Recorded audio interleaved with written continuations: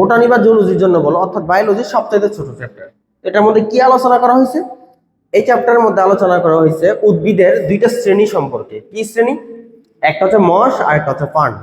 এই মশকে বলা হয় ইংরেজিতে ব্রায়োফাইটা, আর ফার্নকে বলা হয় ইংরেজিতে টেরিডোফাইটা। তোমরা চিনো, মশ হচ্ছে আমাদের ওই যে পুরাতন দেয়ালের মধ্যে, স্যাঁতসেঁতে দেয়ালের মধ্যে চ্যাপ্টা হয়ে লেগে থাকে কিছু উদ্ভিদ। আর টেরিডোফাইটা ডেকি শাক বললে, সহজ কথা, ডেকি শাক যে উদ্ভিদটা থাকে সেটা হচ্ছে আমাদের টেরিডোফাইটা। তো এই দুইটা উদ্ভিদ সম্পর্কে আমরা পড়াশোনা করব। আমরা যদি একটু মশ উদ্ভিদটা দেখি, এটা মূলত আমাদের মশ উদ্ভিদ, এগুলো আমাদের মাটির সাথে চ্যাপ্টা হয়ে লেগে থাকে। আর ডেকি শাক তোমরা সবাই দেখে আসছো, তোমরা সবাই ডেকি শাক চিনো, আমি না দেখাইলেও তোমরা এটা চিনো। নর্মালি যারা শহরে থাকে ওদের মধ্যে কেউ হয়তো বা না চিনতে পারে, বাট গ্রামে গঞ্জে সবাই এটাকে চিনে। এটা হচ্ছে আমাদের ডেকি শাক, এটা মূলত টেরিডোফাইটা বা ফার্ন বলা হয়। তো এই চ্যাপ্টারের মধ্যে এই দুটো উদ্ভিদ নিয়ে আলোচনা করা হয়েছে, বা এই দুটো উদ্ভিদ শ্রেণী সম্পর্কে আলোচনা করা হয়েছে। তো একটা কথা মাথায় রাখবা, যে কোনো চ্যাপ্টার পড়ার ক্ষেত্রে আমাদেরকে অবশ্যই খেয়াল রাখতে হবে বিগত বছরে এই চ্যাপ্টার থেকে কি কি কোশ্চেন পরীক্ষায় বেশিবার আসছে। সেই কোশ্চেনগুলো যদি তোমার জানা থাকে, পরীক্ষার আগে দিয়ে তুমি রিভাইজ ভালোভাবে দিতে পারবে, তোমার জন্য ইজি হবে। তো এই চ্যাপ্টার থেকেও মূলত 4টা কোশ্চেন বেশিবার আসছে। এই 4টা কোশ্চেনকে আমরা মেইন কোশ্চেন হিসেবে ধরে, বাকি কোশ্চেন গুলাকে আমরা গুরুত্ব দিব না যে তা না, অল্প দিব অথবা পরে দিব, কিন্তু এই 4টা কোশ্চেন কোনোভাবে স্কিপ করা যাবে না। এই 4টা কোশ্চেন আপাতত আমি কোনো ব্যাখ্যা করলাম না, আমরা যখন মেইন বই থেকে দাগিয়ে দাগিয়ে পড়বো তখন এই 4টা কোশ্চেন আগে আমরা দেখে নিব। খেয়াল করো, আমরা এই অধ্যায়ের প্রথমেই যে মশ এবং ফার্ন, এই দুইটা উদ্ভিদ শ্রেণী সম্পর্কে একটু পরিচিত হব, আর দেন ব্রায়োফাইটার বৈশিষ্ট্য এবং শ্রেণীবিন্যাস নিয়ে পড়াশোনা করব। তো চলো কথা না বাড়িয়ে আমরা আমাদের মেইন ক্লাস শুরু করি। দেখো, এই ব্রায়োফাইটা টেরিডোফাইটা যে দুইটা উদ্ভিদ আছে, এই দুইটা উদ্ভিদই হচ্ছে আমাদের মূলত অপুষ্পক উদ্ভিদ, কারণ এদের ফুল হয় না। তাহলে নিশ্চয়ই আমাদের এই উদ্ভিদ জগতে কিছু উদ্ভিদ আছে যাদের ফুল হয়। তো এমন কিছু ফুলের নাম এখানে দেওয়া আছে, কোনটা কোন কালে ফুটে বাংলাদেশের ক্ষেত্রে। যদি এগুলো এমসিকিউতে আসে না, বাট তুমি দাগিয়ে রাখতে পারো, চলে আসতে পারে যে কোনো সময়। যেমন দেখো, দেওয়া আছে গ্রীষ্মকালে স্বর্ণচাপা সোনালো ফুল ফোটে, পরীক্ষা আসতে পারে গ্রীষ্মকালে সোনালো ফুল কোন কালে ফোটে। দেন বর্ষায় ফুলে হচ্ছে কদম ফুল, তোমরা চিনো হয়তো অনেকে। শরৎ আর হেমন্তকালে ফুটে হচ্ছে শেফালি ফুল, শীতকালে ফুটে গোলাপ ফুল, সূর্যমুখী ফুল, ডালিয়া ফুল, লাস্ট বসন্তে ফুটে হচ্ছে পলাশ আর শিমুল। কেন আমি এগুলো দেখাইলাম? একটা কারণ আছে, সবগুলো উদ্ভিদই হচ্ছে আমাদের পুষ্পক উদ্ভিদ। এই সবগুলো উদ্ভিদই হচ্ছে আমাদের কি উদ্ভিদ? পুষ্পক উদ্ভিদ, কারণ এরা ফুল দেয়। তার মানে এদের বিপরীতে কিছু উদ্ভিদ আছে যাদের ফুল হয় না।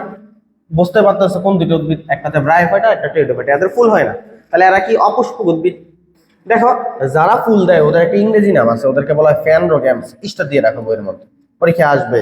পুষ্পক উদ্ভিদকে কি নামে ডাকা হয়? ফ্যানরোগ্যামস নাকি অন্য কোনো নামে?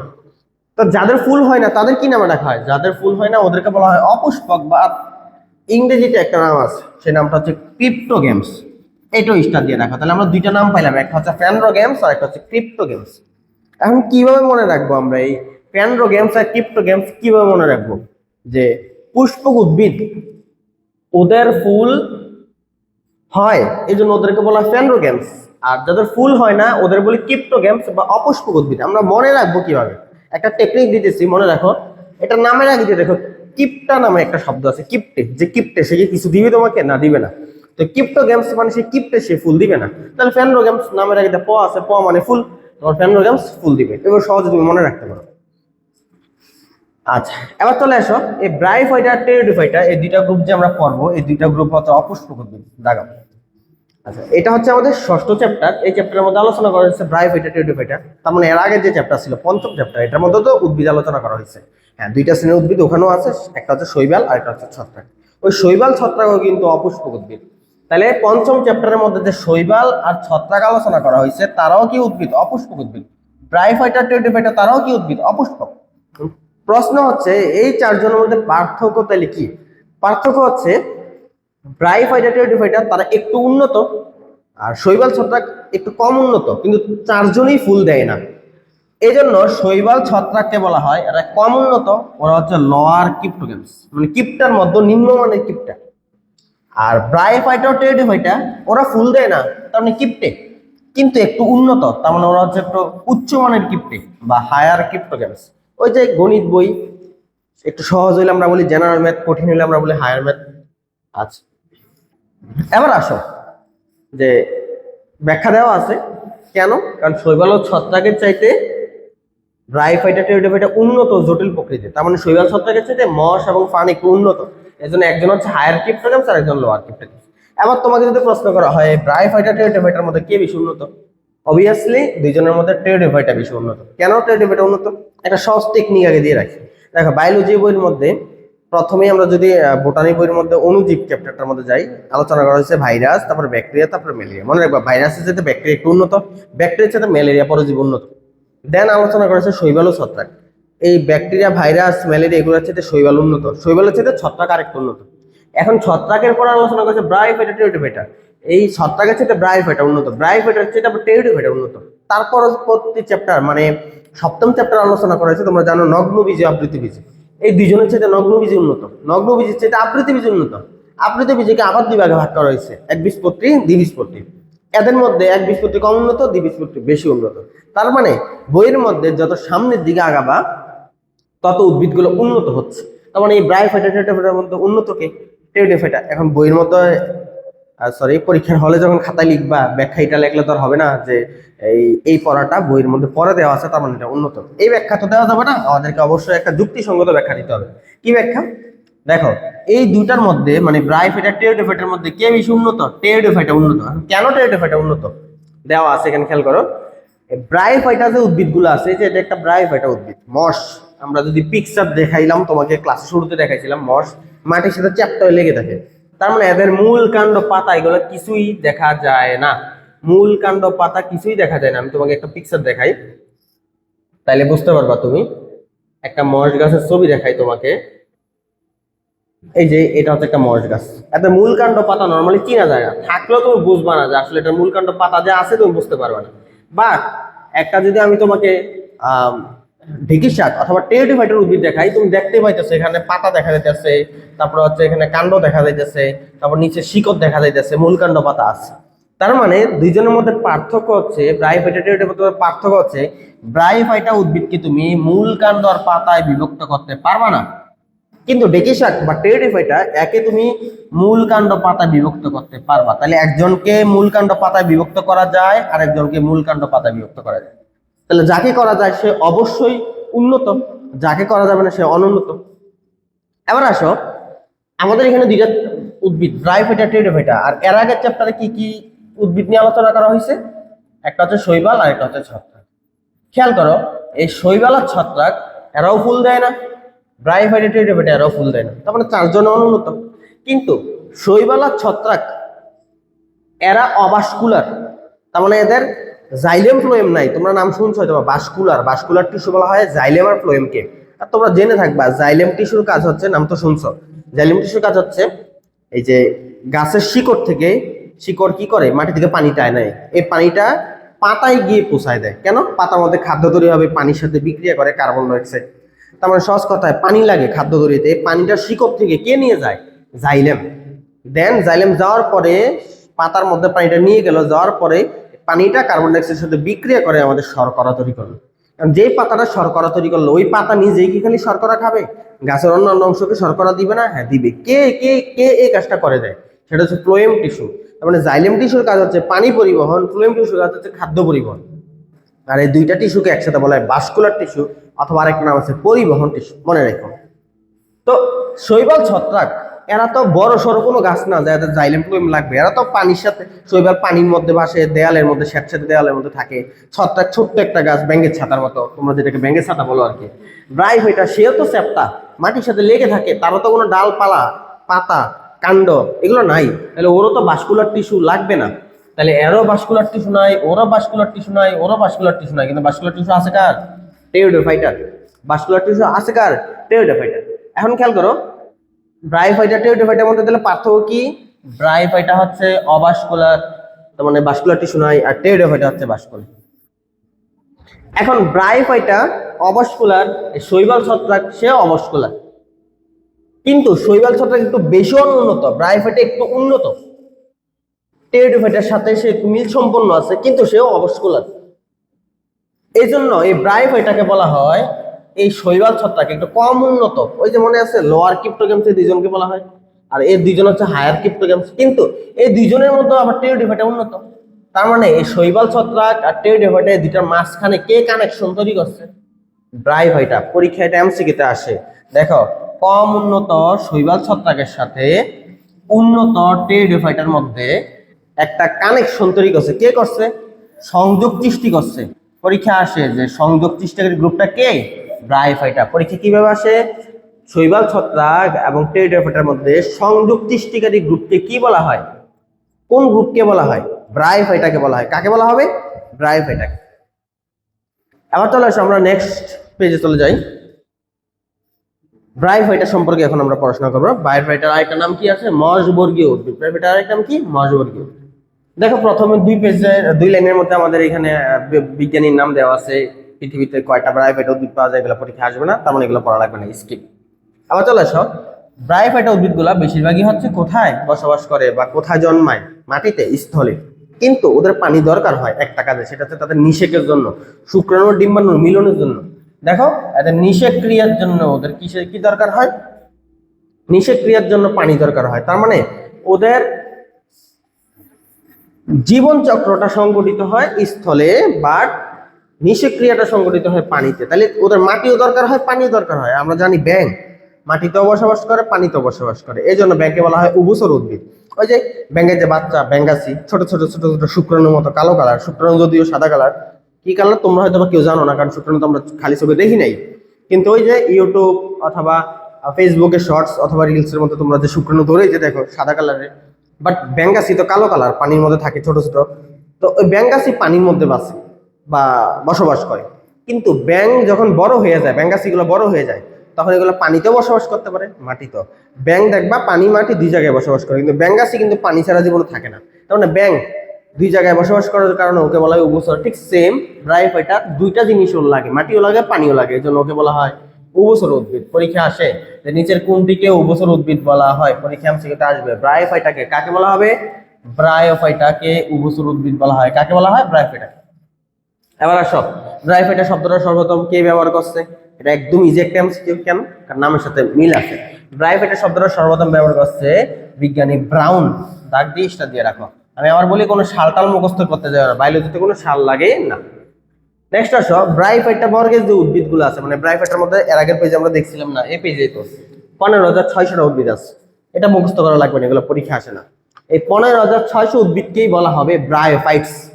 যেমন আমি একটা সহজ একটা এক্সাম্পল দিই। ঢাকার মানুষকে বলা হয় ঢাকাইয়া, ময়মনসিংহের মানুষকে ময়মনসিংহা, তারপরে ধরো জামালপুরের মানুষকে জামালপুইরা, শেরপুরের মানুষকে শেরপুইরা। তাহলে এরকম যখন আমরা একটা এলাকার সবগুলা মানুষকে একটা নির্দিষ্ট নামে ডাকি, ঠিক সেম ব্রায়োফাইটা সব উদ্ভিদকে একসাথে বলা হয় ব্রায়োফাইটস। ব্রায়োফাইটা সকল উদ্ভিদকে একসাথে কি বলা হয়? ব্রায়োফাইটস। ব্রায়োফাইটস মানে ব্রায়োফাইটার উদ্ভিদ। নেক্সট পেজে আসে, এটা রিটেনে আসে এবং এটা রিটেনে কয়বার আসছে আমরা একটু চেক করে নিই। খেয়াল করো, রিটেনে ব্রায়োফাইটার বৈশিষ্ট্য আসছে কিনা কখন আমরা একটু একটু দেখি। টেরিসো, এই যে একবার আসছে, দেখ টেরিসো রিক্সিয়ার বৈশিষ্ট্য একবার আসছে। তার মানে অগুরুত্বপূর্ণ প্রশ্ন আমরা এটা বলতে পারবো না, কারণ এই চ্যাপ্টারটা 2019 সালের পর আর কখনো পরীক্ষায় আসে নাই। কারণ কি? শর্ট সিলেবাস পরীক্ষা ছিল। 2026 সালের পরীক্ষা তো এখন হয় নাই। আমি ভিডিওটা রেকর্ড করতেছি 2026 সালে জুন মাসের 10 তারিখ, কারণ এখনো 26 সালের পরীক্ষা হয় নাই।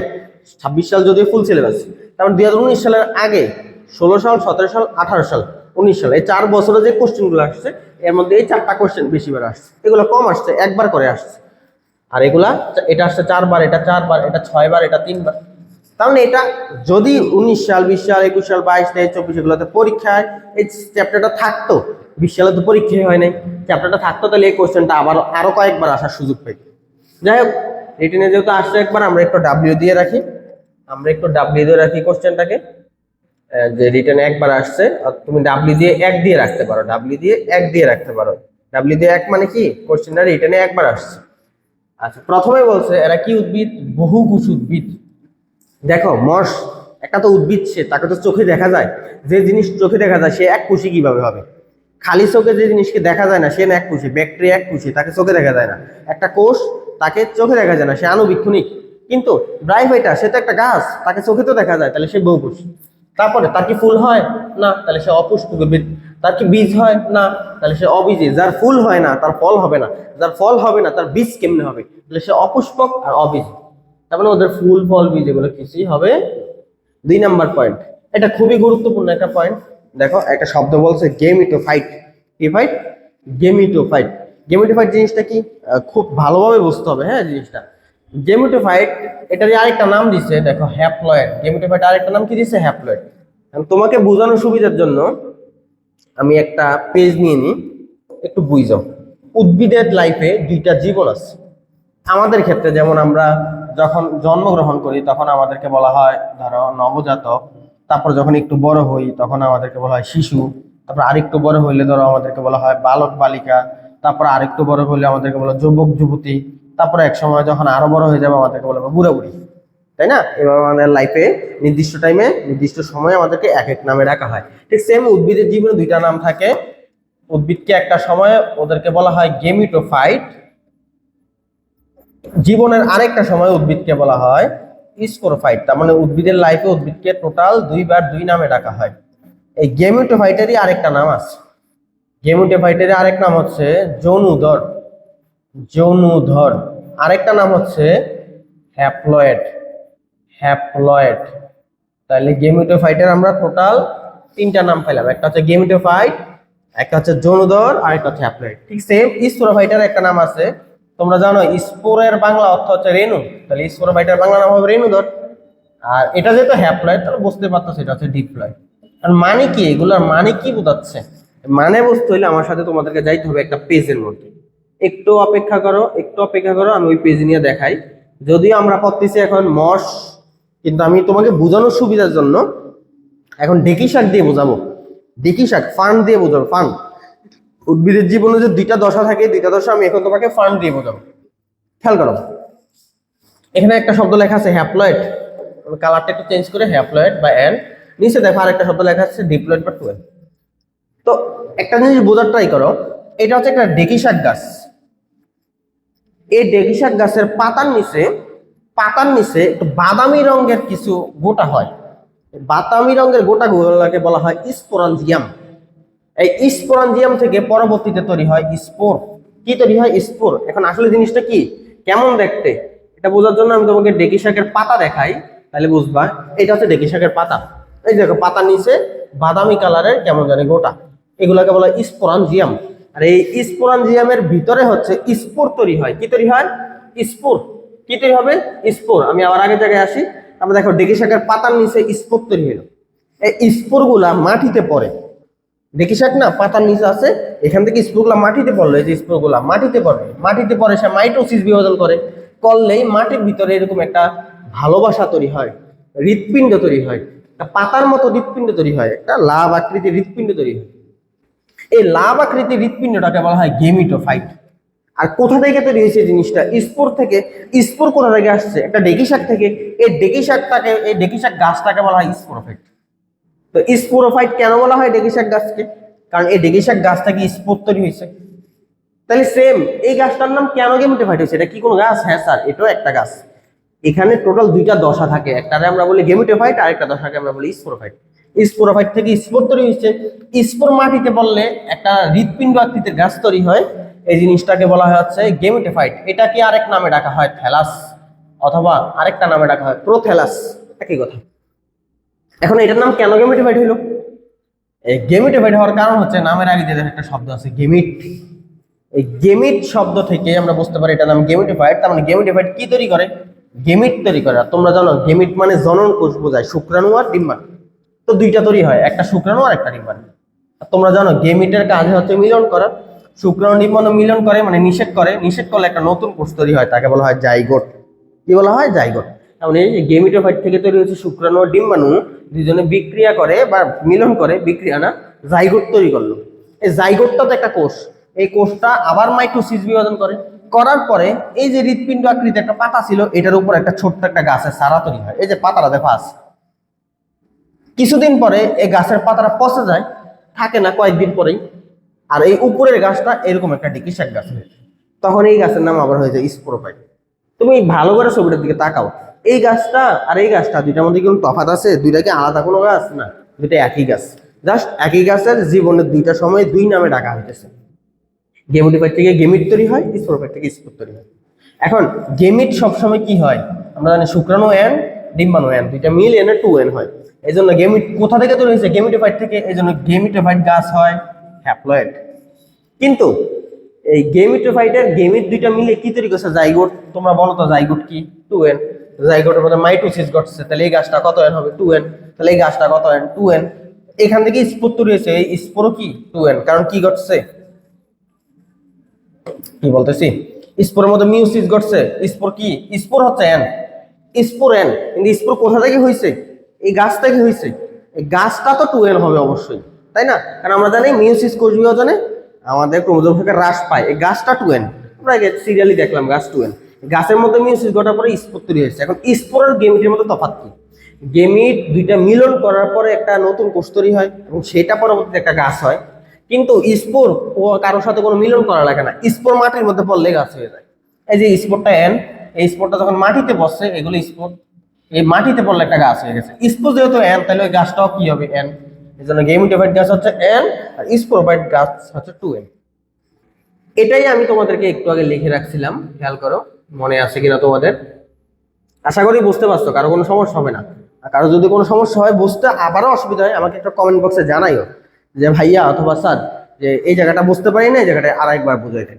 এই জন্য বলা হয় গেমিটোফাইট এটা হচ্ছে হ্যাপ্লয়েড, আর স্পোরোফাইট মানে হচ্ছে ডিপ্লয়েড গাছ। আর গেমিটোফাইট এটার আরেক নাম জনুধর, স্পোরোফাইট এটা আরেক নাম হচ্ছে। কেন গেমিটোফাইট জনুধর? ওই যে গেমিট মানে জনন কোষ, এই জন্য জনুধর। আর স্পোর মানে রেণু, তার মানে রেণুধর। ওকে, আমরা আবার আগের জায়গায় আসি। এখন আসো, এখনকার যে পয়েন্টটা, এটা বুঝতে হলে আমাকে একটু কষ্ট করে 2 নম্বর পয়েন্টের পরে একটু 12 নম্বর পয়েন্ট আমরা একটু পরে ফেলি। দেখো 2 নম্বর পয়েন্টের মধ্যে লেখা আছে গেমিটোফাইট সর্বদাই স্বতন্ত্র এবং সবুজ উদ্ভিদ। মশের ক্ষেত্রে আমরা কিন্তু ডেকি শাক দিয়ে তোমাকে বুঝাইছি, আমরা পড়তেছি কিন্তু ব্রায়োফাইটা মানে মশ। তো একটা উদ্ভিদের জীবনে কয়টা দশা থাকে আমি বলছিলাম? 2টা। একটা হচ্ছে গেমিটোফাইট, একটা হচ্ছে স্পোরোফাইট। তো এই মশ গাছের ক্ষেত্রে গেমিটোফাইট দশাটা বড় আর স্পোরোফাইট দশাটা ছোট। এখন এটা মানে কি বুঝাইছি? ধরো আমি বললাম একটা মানুষ সে ভালো একটা মানুষ, তার মানে কি তার মধ্যে কোনো খারাপ বৈশিষ্ট্য নাই? অবশ্যই আছে। আমরা যখন বলি একটা মানুষ সে খুব ভালো মানুষ, তখন তার মানে এই না যে সে 100% ভালো মানুষ, তার মধ্যে 90% ভালো বৈশিষ্ট্য আছে, 10% খারাপ বৈশিষ্ট্য আছে। তখন আমরা তার কি নামে ডাকি? ভালো মানুষ নামে ডাকি। কেন? কারণ ওই যে 90% বেশি ভালো আর 10% কম, এটা খারাপ বৈশিষ্ট্য। ঠিক সেম একটা উদ্ভিদের জীবনে 2টা দশা থাকে, আমরা বললামই, একটা হচ্ছে গেমিটোফাইট, একটা হচ্ছে স্পোরোফাইট। এখন তার আমরা কি নামে ডাকবো? একসাথে তো আর 2 নামে ডাকা যাবে না। এখন আমরা যেই দশাটা বড় মানে যেই দশাটা বেশি দিন থাকে সেই দশা নামে ডাকি। এই গেমিটোফাইট দশাটা যদি বেশি দিন বাঁচে, ধরো টোটাল গাছটা বাঁচলো 40 দিন, গেমিটোফাইট গাছটা বাঁচলো থাকলো 30 দিন, আর স্পোরোফাইট গাছটা ছিল 10 দিন, তাহলে আমরা এই গাছকে বলবো ও সেই গেমিটোফাইট গাছ। এই মশ হচ্ছে গেমিটোফাইট গাছ, ব্রায়োফাইট হচ্ছে গেমিটোফাইট গাছ। আর আমরা পরবর্তী ক্লাসে যে ওই যে ঢেকি শাক পড়বো টেরিস, সে হচ্ছে স্পোরোফাইট গাছ। আমি আবারও বলে দিতেছি, ওই ক্লাসে গিয়ে কিন্তু আমি এত ব্যাখ্যা করবো না, তখন আমি বলবো যে প্রথম ভিডিওটা দেখে নাও। তো গেমিটোফাইট দশাটা যদি বড় এই ব্রায়োফাইটের ক্ষেত্রে, এই জন্য গেমিটোফাইট গাছটা স্বতন্ত্র, সে নিজে সব করতে পারে, সে সবুজে নিজের খাদ্য নিজে তৈরি করতে পারে, সে স্পোরোফাইটের উপর নির্ভর করে না, কারণ গেমিটোফাইট গাছটা বেশি দিন বাঁচে। এই জন্য দেখো লেখা আছে, তাহলে কে কার উপর ডিপেন্ড? স্পোরোফাইট গাছটা অল্প দিন বাঁচে, সে গেমিটোফাইটের উপর ডিপেন্ডেন্ট, সে তার উপর নির্ভরশীল। আমি আরেকটু সহজ করে বুঝাই। ধরো তোমরা 2 বন্ধু, তোমাদের পরীক্ষায় এক্সামে 10টা চ্যাপ্টার পরীক্ষা আছে। এখন তোমার যে ফাঁকিবাজ বন্ধু সে মাত্র 2টা চ্যাপ্টার পড়ছে, তোমার বন্ধু তোমাকে বললো বন্ধু বাকি 8টা চ্যাপ্টার তুই একটু ভালো করে পড়ে নিস। এখন বলো কে কার উপর ডিপেন্ড থাকবে পরীক্ষার হলে? অবশ্যই তোমার বন্ধু, কারণ তোমার বন্ধু মাত্র 2টা চ্যাপ্টার পড়ছে আর তুমি 8টা চ্যাপ্টার পড়ছো, তোমার বন্ধু কম পড়ার কারণে তোমার উপর বেশি নির্ভরশীল থাকবে। ঠিক সেম মশ উদ্ভিদের ক্ষেত্রে স্পোরোফাইট গাছটা 10 দিন বাঁচে বা থাকে, এজন্য এটা ছোট দশা। আর গেমিটোফাইট গাছটা ধরো আমি ফর এক্সাম্পল বোঝানোর জন্য 30 দিন থাকে, এই জন্য এটা বড় দশা। তাহলে কে কার উপর ডিপেন্ড করবে? এই স্পোরোফাইট দশাটা গেমিটোফাইটের উপর ডিপেন্ড করে। এই যে লেখা আছে স্পোরোফাইটটা গেমিটোফাইটের উপরে নির্ভরশীল এবং সে গেমিটোফাইট ছাড়া বাঁচতে পারে না, এই জন্য সে সর্বদাই গেমিটোফাইটের সাথে সংযুক্ত থাকে। স্পোরোফাইটটা গেমিটোফাইটের সাথে সংযুক্ত থাকে। আচ্ছা, এখন স্পোরোফাইট থেকে কি তৈরি হয়? নাম শুনে তো বুঝতে আমরা একটু আগে ছবিতে দেখা যাবে স্পোরোফাইট থেকে স্পোর তৈরি হয়। আর স্পোর 2 রকম তৈরি হতে পারে। কোনো ধরো 100টা স্পোর তৈরি হলো, স্পোরোফাইট গাছ থেকে 100টা স্পোর তৈরি হলো, 100টা স্পোরে দেখতে একই রকম, তাকে বলা হয় হোমোস্পোরাস অথবা একই আকার আকৃতি, মানে স্পোর যদি দেখতে একরকম হয় তাকে বলে হোমোস্পোরাস। কিন্তু ধরো স্পোরগুলো তৈরি হয়েছে দেখতে পাঁচ রকম, এই যে আমাদের হাতের আঙ্গুল পাঁচটা দেখতে 5 রকম, তাকে বলা হয় হেটারোস্পোরাস। হেটারো মানে ভিন্ন আকার আকৃতি। তাহলে দেখো ব্রায়োফাইটা যে স্পোর তৈরি হয় ওদের স্পোরগুলা একই আকার আকৃতি একে বলা হয় ইংরেজিতে হোমোস্পোরাস। এমসিকিউতে আসে যে ব্রায়োফাইটার স্পোর দেখতে কেমন, হেটারোস্পোরাস নাকি হোমোস্পোরাস? কি দেখাবা? অবশ্যই হোমোস্পোরাস দেখাবা। আচ্ছা, আমরা তো একটু আগে বললাম এই ব্রায়োফাইটার ক্ষেত্রে গেমেটোফাইট দশাটা গুরুত্বপূর্ণ, সে বেশি দিন থাকে। স্পোরোফাইট দশাটা কম গুরুত্বপূর্ণ, সে গেমেটোফাইটের উপর নির্ভর করে। লেখায় আছে দেখো, জীবনচক্রে গেমেটোফাইট দশাটা হচ্ছে প্রধান, সে বেশি দিন বাঁচে। আর স্পোরোফাইট দশাটা হচ্ছে সেকেন্ডারি অথবা গৌণ, এটা মাথায় রাখতে হবে। আচ্ছা দেন স্পোরোফাইট থেকে কি তৈরি হয়? স্পোর তৈরি হয় না? ওদের স্পোর যখন মাটিতে পড়ে, আমরা একটু আগে পিকচার দেখে আনছিলাম, কিন্তু মনে আছে কিনা? স্পোর যখন মাটিতে পড়ে তখন একটা নতুন উদ্ভিদ তৈরি করে, সেই উদ্ভিদের নাম হচ্ছে থ্যালাস অথবা গেমেটোফাইট। এই যে আমরা পিকচার দেখাই তোমাকে, মনে আছে কিনা তোমার? আমি আবার দেখাই। এই যে স্পোর তৈরি হয়েছে, কোথা থেকে তৈরি হয়েছে? এই যে স্পোরোফাইট গাছ থেকে স্পোর তৈরি হইলো। এই যে স্পোর, স্পোর যখন মাটিতে পড়ছে তখন দেখো একটা গাছ তৈরি হয়েছে, সেই গাছকে আমরা বলছি গেমেটোফাইট। এটারই আরেক নাম কি? থ্যালাস। আমি একটু লিখে রাখছিলাম। ঠিক সেম দেখো এখানে এই শব্দটা লেখছে যে ওদের স্পোর যখন মাটিতে পড়ে তখন কি তৈরি করে? থ্যালাস তৈরি করে। কি তৈরি করে? থ্যালাস তৈরি করে। এই যে লেখা আছে, স্পোর মাটিতে অঙ্কুরিত হইলে থ্যালাস গঠন করে। থ্যালাস মানে একটা দেহ, সেটা কোন দেহ বলতে পারবা? থ্যালাস মানে হচ্ছে গেমেটোফাইট দেহটাকে বলা হয় থ্যালাস। থ্যালাস মূলত কোনটাকে বোঝানো হয়? গেমেটোফাইট দেহটাকে, উদ্ভিদের গেমেটোফাইট দেহটাকে বলা হয় মূলত কি? থ্যালাস। আচ্ছা, তো বলছে কখনো কখনো থ্যালাস গঠন করে সরাসরি, কখনো কখনো আবার বলছে প্রোটোনেমা তৈরি করে। প্রোটোনেমা তৈরি করে। প্রোটোনেমা জিনিসটা কি দেখো, প্রোটোনেমা জিনিসটা আমি একটু তোমাকে সহজ করে দেখাই। এটা মূলত বই এগুলো ব্যাখ্যা নাই, জাস্ট প্রোটোনেমা জিনিসটা তোমার জানার আগ্রহ থাকতে পারে, এই জন্য আমি দেখাচ্ছি। দেখো এই যে স্পোর তৈরি হয়েছে, এই পিকচারের দিকে তাকাই, যে স্পোর কালারটা একটু চেঞ্জ করে দেখাই। এই যে স্পোর তৈরি হইলো, এই কালারটা দেখো স্পোর। এই স্পোরটা মাটিতে পড়লে একটা দেহ তৈরি হবে, সেটার নাম গেমেটোফাইট অথবা থ্যালাস। কিন্তু মাঝে মধ্যে এই স্পোরটা এই যে এরকম করে লম্বা অঙ্কুরিত হয়, তারপরে গাছ তৈরি করে। এরকম অঙ্কুরিত হওয়াকে বলা হয় প্রোটোনেমা। ওই যে ধান গাছ, ধান যখন আমরা ভিজিয়ে রেখে দেই তখন ধান থেকে যে একটা সাদা কালারের অঙ্কুর তৈরি হয়, তারপরে এটা লাগাইলে তারপরে গাছ তৈরি হয়। এই প্রোটোনেমা জিনিসটা হচ্ছে অনেকটা এমন। তা তোমার তার পরীক্ষা আসবে না প্রোটোনেমা জিনিসটা কি? আসবে না। পরীক্ষা আসতে পারে প্রোটোনেমা কে তৈরি করে? কে? মশ। মশ উদ্ভিদরা প্রোটোনেমা তৈরি করে। আমরা আবার আগের জায়গায় চলে আসি, আমরা কোথায় ছিলাম? আচ্ছা দেন চলে আসো। এই তোমরাই বলো, আমরা যে মশ উদ্ভিদ করতেছি এদের কি মূল কাণ্ড পাতা আছে? না, এদের মূল কাণ্ড পাতায় বিভক্ত করা যায় না। মূল কাণ্ড পাতা ওদের চিহ্নিত করা যায় না। তাহলে ওদের মূল কাণ্ড পাতা বিভক্ত করা যায়। আর মূল কাণ্ড পাতা যাদের বিভক্ত করা যায় না ওদেরকে একটা নামে ডাকা হয়, সেটা হচ্ছে থ্যালয়েড উদ্ভিদ। কি নামে ডাকা হয়? থ্যালয়েড। পরীক্ষা এমসিকিউ প্রচুর আসে। থ্যালয়েড মানে কি? মূল কাণ্ড পাতা বিভক্ত করা যায় না। থ্যালয়েড উদ্ভিদ কারা? শৈবাল, ছত্রাক, মশ। থ্যালয়েড উদ্ভিদ কারা? শৈবাল, ছত্রাক, মশ। কেন? কারণ তাদের মূল কাণ্ড পাতায় বিভক্ত করা যায় না। আচ্ছা এবার আসো, ওদের তো মূল নাই, মানে শিকড় নাই। তাহলে একটা গাছের শিকড় যদি না থাকে তাহলে সে কিভাবে পানি শোষণ করে? শিকড়ের কাজটা কি দিয়ে চালায়? এই মশ উদ্ভিদরা তাদের শিকড়ের পরিবর্তে অন্য একটা জিনিস ব্যবহার করে, দুইটা জিনিস ব্যবহার করে। একটা হচ্ছে এককোষী জিনিস আর একটা হচ্ছে বহুকোষী জিনিস।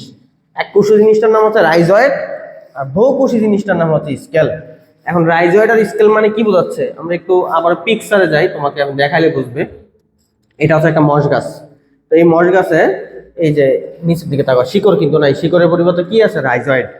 রাইজয়েড আর স্কেল, এককোষী বহুকোষী মানে কি বোঝাচ্ছে? দেখো আমি একটা পিকচার, এখানে আরেকটা পিকচার আছে, এটার দিকে একটু তাকাও তো, দেখো তো এটা কেমন করে আছে, যে এরকম করে না? এটার মধ্যে কোনো দাগ দেওয়া আছে? না। কিন্তু এটার দিকে একটু তাকাও, এই স্কেলটার দিকে তাকাও তো, এটা কিভাবে আছে? এইভাবে আছে। কিন্তু এটার মধ্যে দেখো তো এরকম ভাঙা ভাঙা দাগ দেওয়া কিনা, এরকম দাগ দেওয়া কিনা? দাগ দেওয়া মানে কি? এটার মধ্যে অনেকগুলো কোষ আছে। অনেকগুলো কোষ মানে সে কয় কোষী? বহুকোষী। কিন্তু এটা ছিল কি? এই যে দেখো রাইজয়েড। এই রাইজয়েড, সেটার মধ্যে কোনো দাগ দেওয়া নাই, তার মানে পুরো লম্বা জিনিসটা একটা কোষ, তাহলে সে হচ্ছে এককোষী। তাহলে আমাকে অবশ্যই মাথায় রাখতে হবে রাইজয়েড হচ্ছে এককোষী, স্কেল হচ্ছে বহুকোষী। এবং এগুলো কিসের কাজ করে? এগুলো মূলত মূলের কাজ করে। কাদের জন্য? ব্রায়োফাইটার। তাহলে ব্রায়োফাইটার মূলের পরিবর্তে কি থাকে? রাইজয়েড আর স্কেল। আমরা এর আগে পরে আসছি, একটু আগেই পরে আসছি যে ব্রায়োফাইটা উদ্ভিদের জাইলেম ফ্লোয়েম নাই। আর যাদের জাইলেম ফ্লোয়েম নাই তাদেরকে কি বলি আমরা? অভাস্কুলার। তাহলে তাদের ভাস্কুলার টিস্যু নেই, গোলদা দিয়ে রাখো, ওদের ভাস্কুলার টিস্যু নেই। আচ্ছা, তাহলে প্রশ্ন হচ্ছে ওরা তাহলে ওদের দেহটা কি দিয়ে তৈরি করে? তোমরা একটা এসএসসি তে পড়ছো অনেকগুলো টিস্যুর নাম, প্যারেনকাইমা, কোলেনকাইমা, স্ক্লেরেনকাইমা। আমি ওগুলোতে বিস্তারিত আলোচনায় গেলাম না, ওই চ্যাপ্টারটা তোমাদের জন্য এমনি কঠিন লাগতো। তো একটা কথা মনে রাখো, ওদের দেহটা প্যারেনকাইমা টিস্যু দিয়ে গঠিত। ওকে, নেক্সট আস, ওদের জননাঙ্গ বহুকোষী। দেখো রে বাবা, উদ্ভিদটাই বহুকোষী, জননাঙ্গ তো বহুকোষী হবেই। এককোষী কে?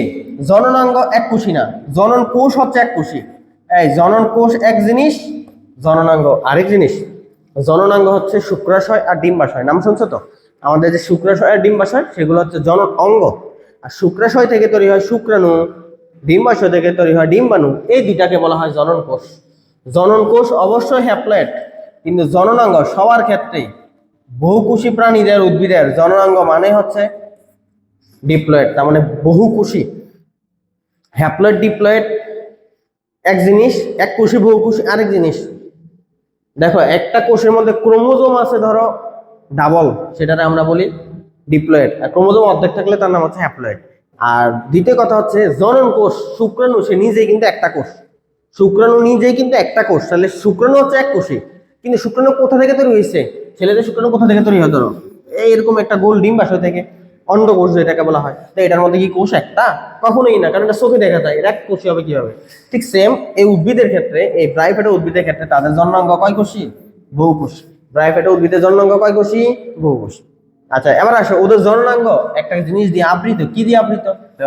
বন্ধা আবরণ কোষ দিয়ে আবৃত। কি দিয়ে আবৃত? বন্ধা। কারণ বন্ধা আবরণ কোষ মানে কি বোঝায়? আমি যদি এটা বোঝানোর জন্য তোমাকে একটু খেয়াল করো, আমি এই যে ইংলিশটা একটু মুছে দিই। আচ্ছা, এটা যদিও পড়ায় ফেলছি, এজন্য আর মুছলাম না। যারা মাঝখান থেকে ক্লাসে জয়েন করবো ওরা অনেকে বলবে এই জায়গাটা পড়াই নাই কেন। দেখো, ছেলেদের ক্ষেত্রে আমি যদি বোঝাই, আমাদের ছেলেদের ক্ষেত্রে যে শুক্রাশয় আছে, এই শুক্রাশয় বা অন্ডকোষ, এই অন্ডকোষ থেকে কি তৈরি হয়? শুক্রাণু তৈরি হয়। তাহলে অন্ডকোষের কোষগুলো কি বন্ধা কোষ? না। বন্ধা মানে কি? ধরো এই যে মেয়েদের ক্ষেত্রে, যে মেয়ের সন্তান হয় না তাকে বলা হয় বন্ধা। তো যার শুক্রাশয় মানে যার অন্ডকোষ থেকে শুক্রাণু তৈরি হয় না, সেই সেলেও বন্ধা, কারণ সে শুক্রাণু তৈরি হয় না। ঠিক সেম এই শুক্রাশয় ডিম্বাশয় এগুলা বন্ধা না, কিন্তু ছেলেদের যে অন্ডকোষ ওটার উপর দিয়ে কিন্তু একটা চামড়া থাকে, পাতলা একটা চামড়া থাকে। এই চামড়াটা থেকে কি কখনো শুক্রাণু তৈরি হয়? না। চামড়া থেকে শুক্রাণু তৈরি হবে, এটা দেহের স্কিনের মতো একটা চামড়া। তো ওই চামড়াটা কি? বন্ধা। সেটা কি? একটা আবরণ। এই জন্য এই চামড়াটাকে বলা হয় বন্ধা আবরণ। ঠিক সেম এই ব্রাইফাইটার জননাঙ্গ বহুকোষী এবং এই জননাঙ্গের বাইরের দিকে আবরণ আছে। কি এমন আবরণ? বন্ধা আবরণ। এবার আসো স্যার, ওদের জননাঙ্গ তো আর আমাদের মতো শুক্রাশয় ডিম্বাশয় না, অবশ্যই তো না, তাই না? তাহলে ওদের জননাঙ্গ নাম কি? পুরুষের জননাঙ্গের একটা নাম আছে, স্ত্রী জননাঙ্গের একটা নাম। ব্রাইফাইটার স্ত্রী জননাঙ্গকে বলা হয় আর্কিগোনিয়াম, আর পুরুষ জননাঙ্গকে বলা হয় অ্যান্থিরিডিয়াম। মাথায় রাখতে হবে, পুরুষ জননাঙ্গের একটা নাম আছে, স্ত্রী জননাঙ্গের একটা নাম আছে। দেখো, আমি একটু ওদের জননাঙ্গের ছবিটা একটু দেখাই। যদিও আমি আবার বলতেছি, এই জননাঙ্গের ছবিটা কিন্তু মশের না, এটা হচ্ছে ডেগি শাকের। যদিও দুইটার নাম একই। এটা হচ্ছে স্ত্রী জননাঙ্গ, এটার নাম হচ্ছে আর্কিগোনিয়াম। এটা হচ্ছে পুরুষ জননাঙ্গ, যে এটা পুরুষ জননাঙ্গ, এটা স্ত্রী জননাঙ্গ, এর নাম হচ্ছে অ্যান্থিরিডিয়াম। ডেগি শাকের ক্ষেত্রে সেম, পুরুষ জননাঙ্গ স্ত্রী জননাঙ্গের নাম একই, কিন্তু চিত্রটা একটু ভিন্ন। এটার মেইন চিত্রটা আমি যদি আমার কাছে থাকলে আমি দেখাইতাম, আছে কিনা যায় না। ব্রাইফাইটার স্ত্রী জননাঙ্গ আর পুরুষ জননাঙ্গ। আচ্ছা, ব্রাইফাইটারটা নাই আমার কাছে, টেরিডোফাইটারটা ছিল, আমি টেরিডোফাইটার দিয়ে তোমাকে দেখাইলাম। বুঝতে পারলে হইলো। তাহলে মনে রাখতে হবে, ব্রাইফাইটার স্ত্রী জননাঙ্গের নাম আর্কিগোনিয়াম, পুরুষ জননাঙ্গের নাম অ্যান্থিরিডিয়াম। এখন এই আর্কিগোনিয়াম দেখতে কিসের মতো? আর্কিগোনিয়াম দেখতে হয় ফ্লাস্কের মতো, ফ্লাস্কের মতো। এটা এমসিকিউতে আসে। আর অ্যান্থিরিডিয়ামের আকৃতি কতগুলো দিয়ে রাখছে, তাহলে তোমাকে খালি একটা শিখতে হবে, সেটা হচ্ছে নাশপাতি আকৃতি। তাহলে অ্যান্থিরিডিয়াম হচ্ছে নাশপাতি আকৃতির, আর্কিগোনিয়াম হচ্ছে ফ্লাস্ক আকৃতির। লাস্ট আমাদের আর 4টা পয়েন্ট আছে, এখানে খেয়াল করো। যৌন জনন ঘটে, আমরা জানি যে শুক্রাণু ডিম্বাণু তৈরি হয়ে সেই শুক্রাণু ডিম্বাণু মিলন ঘটলে তাকে আমরা বলি যৌন জনন। তো ওদের যৌন জনন ওগ্যামাস ধরনের। কি ধরনের? এমসিকিউতে আসবে। ব্রাইফাইটার যৌন জনন কি ধরনের? ওগ্যামাস। এখন ওগ্যামাস মানে কি এটা বুঝতে হলে আমাকে একটু 2 পেজ পরে যাই। আমি এখানে একটা ছবি রাখছি, ছবিটার দিকে একটু তাকাও। দেখো, এটা একটা ডিম্বাণু, এটা একটা শুক্রাণু। কেমনে বুঝলাম? ওই যে নিচে প্লাস দেওয়া, এই যে মাইনাস দেওয়া, মেয়ে মানে প্লাস, ছেলে মানে মাইনাস। তো এই শুক্রাণু ডিম্বাণুর দিকে তাকাও, তখন দেখতে কি একরকম না দুই রকম? সাইজ একই রকম। আবার এই শুক্রাণু উপর দিয়ে দেখো দুটো সুতা আছে, এই সুতা মানে হচ্ছে প্লাজেলা। মানে এই শুক্রাণুর প্লাজেলা আছে, ডিম্বাণুর প্লাজেলা আছে। তারপরে শুক্রাণুর সাইজ যেমন ডিম্বাণুর সাইজ যেমন। যদি এমন হয় শুক্রাণু ডিম্বাণুর সাইজ একই রকম, দুইটারই প্লাজেলা আছে, তাকে বলে আইসোকেমি। ওই ধরনের মিলনকে কি বলে? আইসোকেমি। আচ্ছা, এবার দেখো দুইটারই প্লাজেলা আছে, কিন্তু ডিম্বাণুটা সাইজে বড়, শুক্রাণুটা সাইজে ছোট, এমন মিলন হলে তাকে বলে অ্যানাইসোকেমি। লাস্ট উগেমি। উগেমি হচ্ছে ডিম্বাণু সাইজে বড়, শুক্রাণু সাইজে ছোট, কিন্তু ডিম্বাণুর উপরে কোনো কি নাই? প্লাজেলা নাই, কিন্তু শুক্রাণুর উপরে দুইটা প্লাজেলা আছে। এমন মিলন হলে তারা বলে উগেমি। আমাদের মানুষের ক্ষেত্রে কিন্তু উগেমি ঘটে। মানুষের ডিম্বাণু সাইজ বড় কিন্তু নিশ্চল, নড়াচড়া করতে পারে না, কেন? কারণ প্লাজেলা নাই। আর শুক্রাণু সাইজ ছোট কিন্তু লেজ আছে, প্লাজেলা আছে, প্লাজেলাটা নড়াচড়া করতে পারে, এজন্য সে হচ্ছে উগেমি। আচ্ছা, উগেমি মানে কি? শুক্রাণু সাইজে ছোট বাট নরমশীল, আর ডিম্বাণু সাইজে বড় বাট নিশ্চল। লেখা আছে বড় নিশ্চল ডিম্বাণুর সাথে ক্ষুদ্র সচল শুক্রাণুর মিলন ঘটে। নেক্সট আসো, ওদের শুক্রাণু, একটু আগে আমি ছবি দেখাইছিলাম, ওই শুক্রাণুতে প্লাজেলা কয়টা ছিল? প্লাজেলা মানে এরকম দাড়ি কয়টা ছিল? দুইটা ছিল। তো ব্রায়োফাইটার শুক্রাণু হচ্ছে দ্বি প্লাজেলা বিশিষ্ট। কয় প্লাজেলা? দ্বি প্লাজেলা।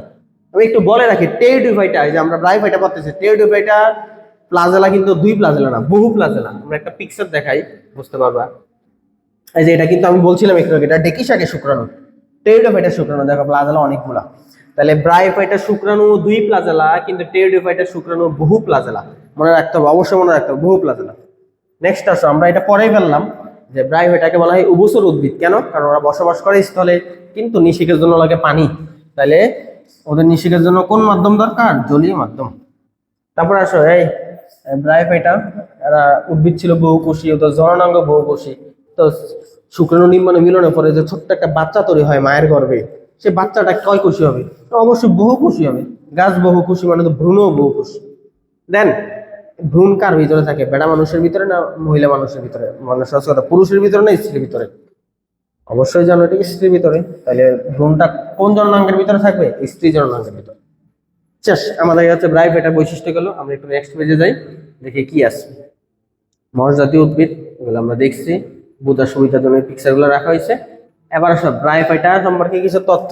তারপরে আমাদের ব্রায়োফাইটার একটা গাছ নিয়ে আলোচনা আছে, সেই গাছটার নাম হচ্ছে রিক্সিয়া। তারপর আমরা ব্রায়োফাইটার একটা গাছ রিক্সিয়া নিয়ে পড়বো। একটা কথা মাথায় রাখো, রিক্সিয়ার বৈশিষ্ট্য যা, ব্রায়োফাইটার বৈশিষ্ট্য তাই। কারণ কি? রিক্সিয়া হচ্ছে একটা ব্রায়োফাইটার গাছ। তাহলে আগে আমরা এটা একটু পড়ে ফেলি, আমরা এটা একটু পরে ফেলি। কেন? কারণ রিক্সিয়ার ব্রায়োফাইটা বৈশিষ্ট্য একই। তাহলে আমরা এটা একটু পরে ফেলে আমাদের জন্য ইজি হবে। দেখো রিক্সিয়া যে উদ্ভিদ, ব্রায়োফাইট আমরা পড়ছিলাম, যেগুলো দুইটা দশা আছে, গেমিটিফাইট, স্পোরোফাইট। কোন দশাটা বড়? গেমিটিফাইট দশাটা বড়। তাহলে রিক্সিয়া তো ব্রায়োফাইটারই একটা গাছ, তাহলে তারও ক্ষেত্রে কেমন হবে? সে উদ্ভিদ দেহটা কেমন হবে? গেমিটিফাইটিক।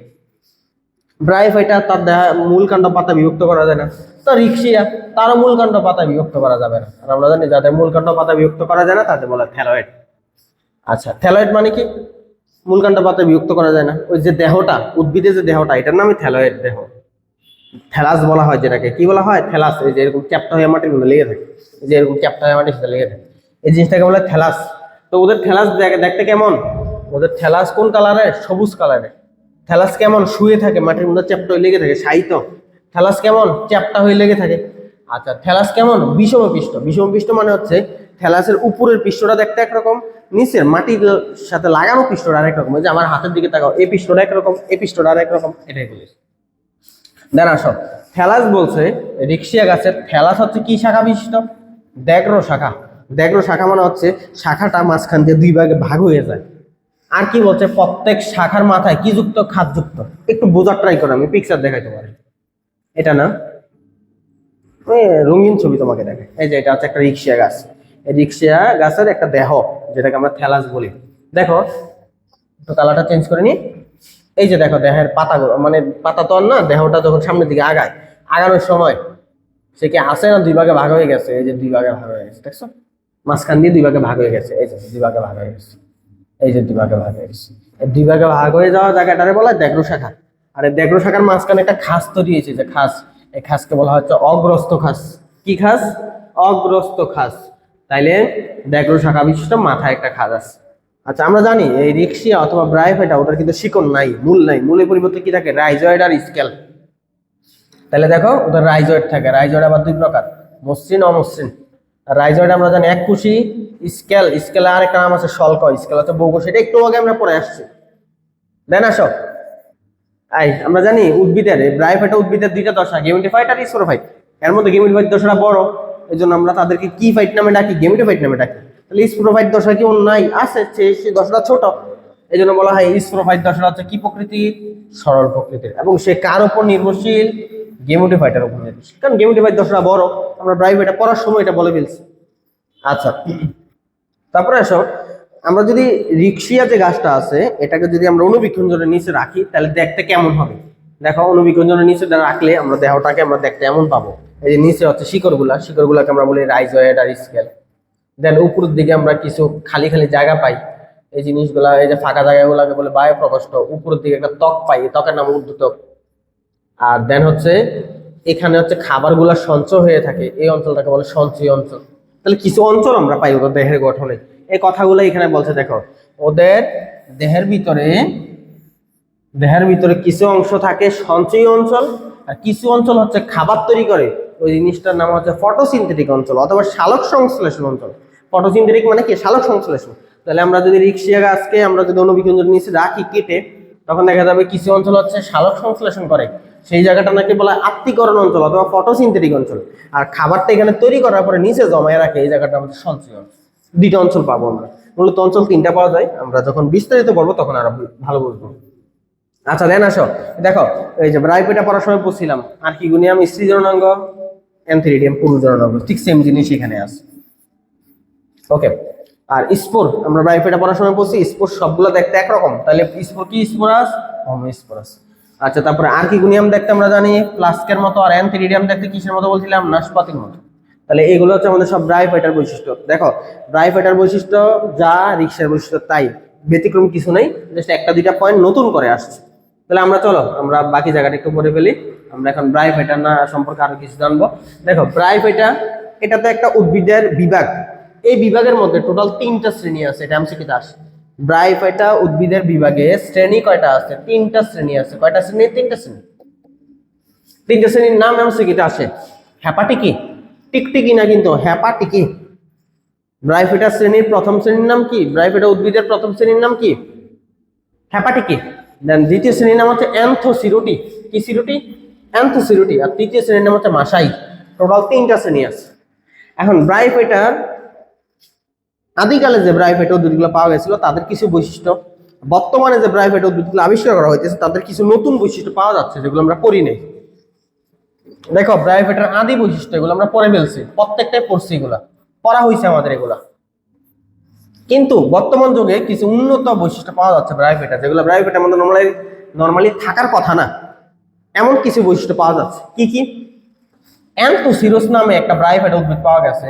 অ্যান্থোসিরোস ব্রায়োফাইটা উদ্ভিদের মধ্যে ওদের ক্যাপসুলের মধ্যে, আমি দেখাচ্ছি ক্যাপসুল মানে কি দেখাচ্ছি, ক্যাপসুলের মধ্যে একটা নতুন জিনিস পাওয়া গেছে, কলুমেলা। এটা নর্মালি অন্য ব্রায়োফাইটা উদ্ভিদে নাই। আর কি?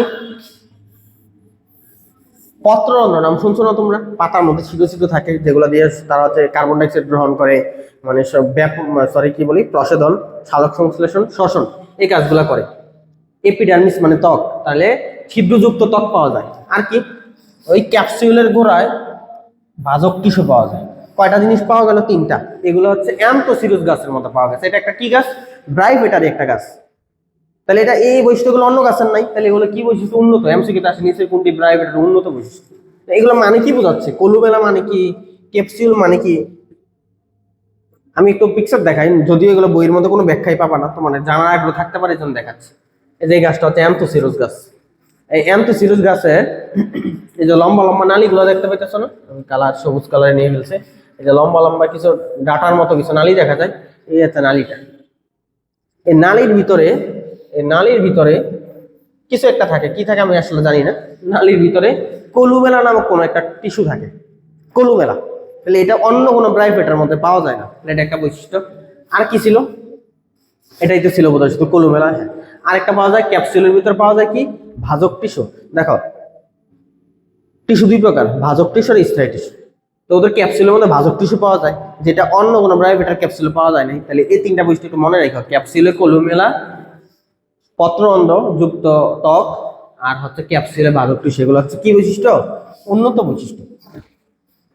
আবার আসে ব্রায়োফাইটা উভচর উদ্ভিদ, এটা আমরা জানি, এটা পরে বলছি আমরা, এটা আর পড়ার দরকার নেই। তারপরে এখানে আর অতিরিক্ত কিছু আছে কিনা এটা আমরা পরে বলছি, এটা ব্র্যাকেট দিয়ে রাখো, এটা ক্ষতে আসে, এই প্রশ্নটা ক্ষতে আসে, ব্রায়োফাইটাকে কেন উভচর উদ্ভিদ বলা হয়। নেক্সট পেজে চলে আসো। এবার ব্রায়োফাইটা তো শেষ, এখন আমরা বলবো রিক্সিয়া। ব্রায়োফাইটার একটা গাছ। রিক্সিয়ার বৈশিষ্ট্য, বাহ্যিক গঠন, জনন ও অর্থনৈতিক গুরুত্ব, মানে এটা দিয়ে রিক্সিয়া শেষ হয়ে যাবে। রিক্সিয়ার বৈশিষ্ট্য কিন্তু আমরা অলরেডি পরে ফেলছি, তাহলে রিক্সিয়ার কি পড়বো, বাহ্যিক গঠন পড়বো, জনন আর অর্থনৈতিক গুরুত্ব পড়বো। এটা বললে মূলত আমাদের রিক্সিয়া শেষ, মানে ব্রায়োফাইটা শেষ হয়ে যাবে। তো চলো আমরা রিক্সিয়া সম্পর্কে পড়ি। রিক্সিয়া এটা হচ্ছে একটা গণ, ব্রায়োফাইটার একটা গণ। তো রিক্সিয়া আমরা দেখছিলাম ব্রায়োফাইটা একটা বিভাগ, এই বিভাগের শ্রেণী টোটাল কয়টা ছিল, 3টা, একটু আগে দেখে আসছি। হ্যাপাটিকি, অ্যান্থোসিরুটি, আরেকটা ছিল বলে গেছে মাসাই, মাসাই। তো এই রিক্সিয়া কোনটার মধ্যে বসে, রিক্সিয়া হচ্ছে হ্যাপাটিকি শ্রেণীর অন্তর্গত, এমসিকিউতে আছে রিক্সিয়া কোন শ্রেণীর অন্তর্গত, হ্যাপাটিকি। এখন এই রিক্সিয়া উদ্ভিদ বাংলাদেশে সব জায়গায় জন্মে, তবে কোন কালে বেশি পাওয়া যায়, স্টার দিয়ে রাখো, বর্ষাকালে প্রচুর পরিমাণে এটা পাওয়া যায়, তবে খুব ছোট বলে গাছগুলো খুব ছোট, মাটির সাথে চ্যাপ্টার লেগে থাকে, আমরা নর্মালি লক্ষ্য করি না। আচ্ছা এবার আসো, রিক্সিয়া একটা বড় গণ, আমরা জানি গণ কি দিয়ে তৈরি হয়, প্রজাতি দিয়ে। তো রিক্সিয়ার মধ্যে টোটাল 200টা প্রজাতি আছে, এমসিকিউতে আছে রিক্সিয়া কয়টা প্রজাতি নিয়ে তৈরি, 200টা প্রজাতি।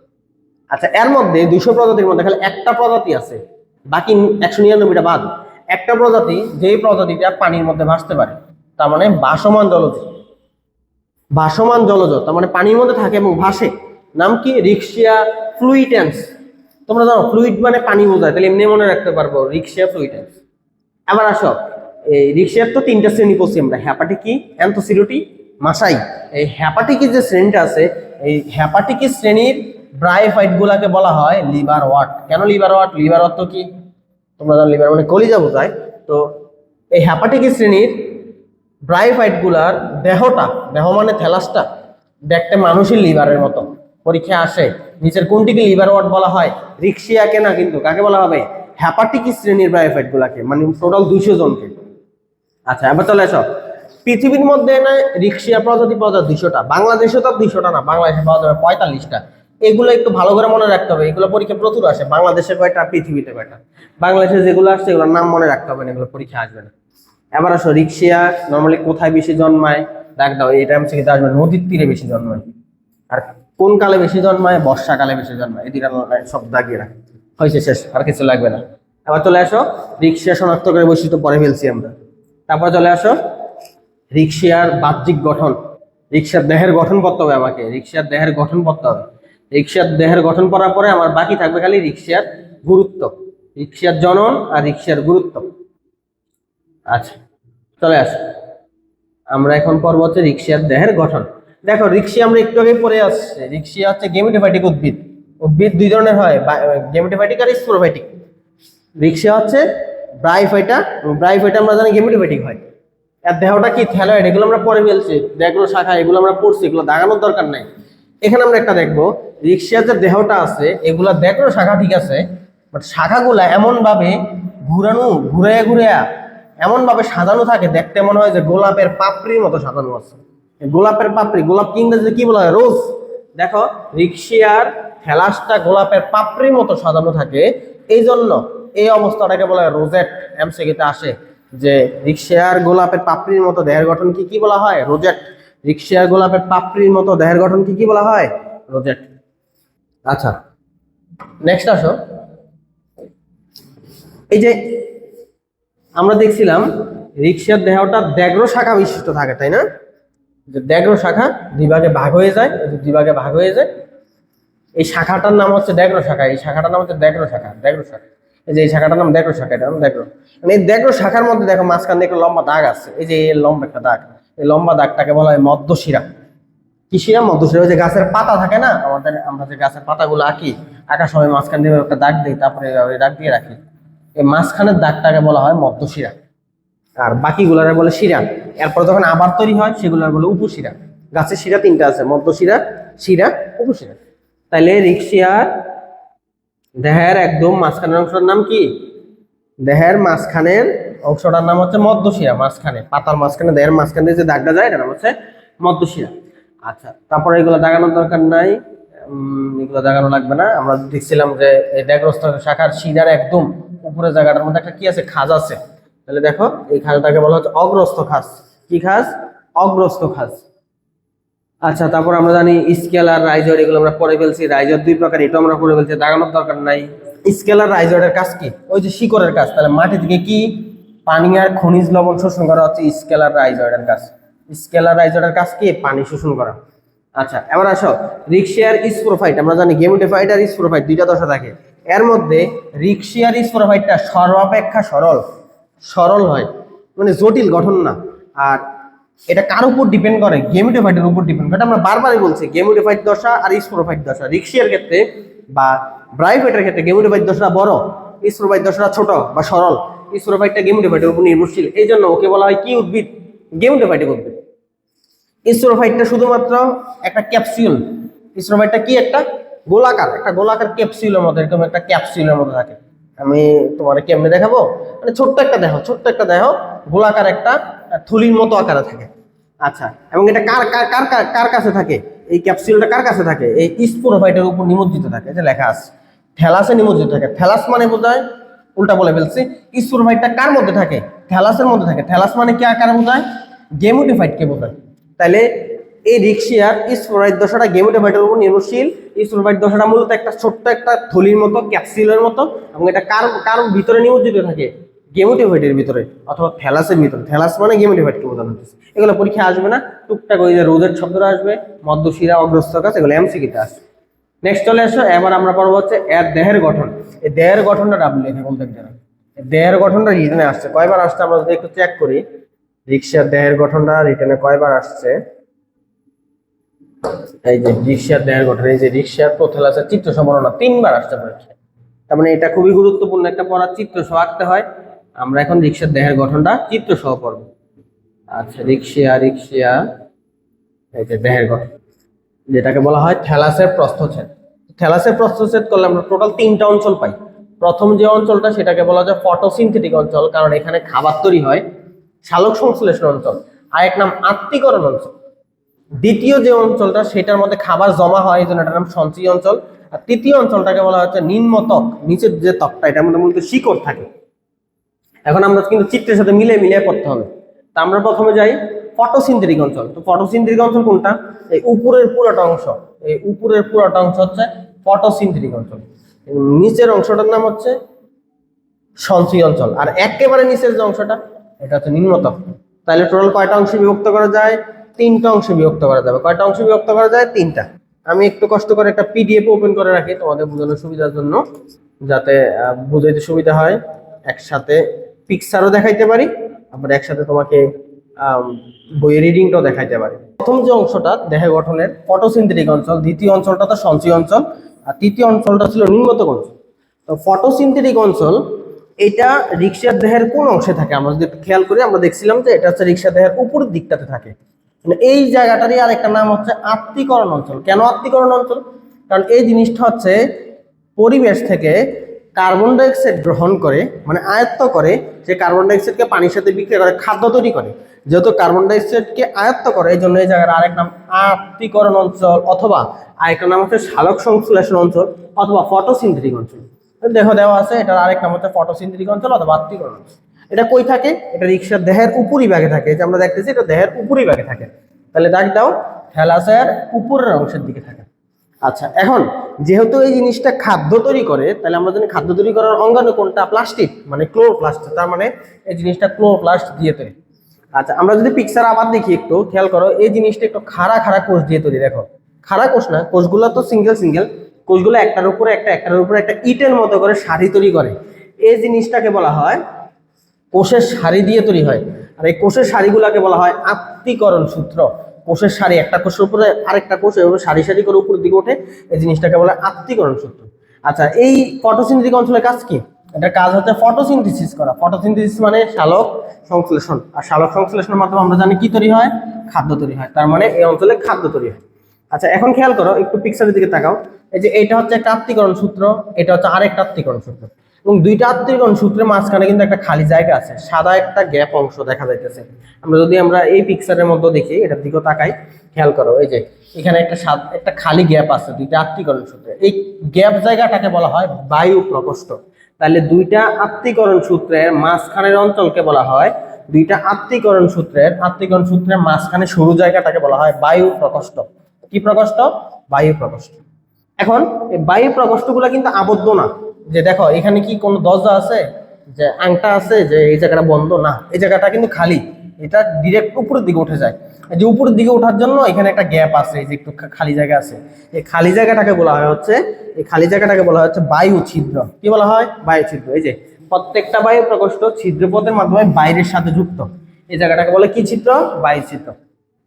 নেক্সট একটু যদি আমরা একটু মনোযোগ দেই বা খেয়াল করি, তাকাও এই যে কোষগুলা, আত্তীকরণ সূত্রের কোষগুলা, প্রত্যেকটা কোষের মধ্যে দেখো ডট ডট ডট ডট দেওয়া আছে। এই ডট ডট জিনিসগুলো কি? এই ডট ডট জিনিসগুলো হচ্ছে মূলত ক্লোরোপ্লাস্ট। কিন্তু প্রত্যেকটা কোষের মধ্যে ক্লোরোপ্লাস্ট থাকলেও একটা কোষের মধ্যে নাই, যে উপরের কোষটা, সবচাইতে উপরের যে কোষটা, এই কোষের মধ্যে কিন্তু কোনো ক্লোরোপ্লাস্ট নাই। এখানে এই কথাটাই লিখছে, এই কথাটা এখানে লিখছে, খেয়াল করো কি লিখছে, যে আত্তীকরণ সূত্রের বাইরের কোষগুলা কিছুটা আকারে বড় এবং কি বিহীন? ক্লোরোপ্লাস্ট বিহীন।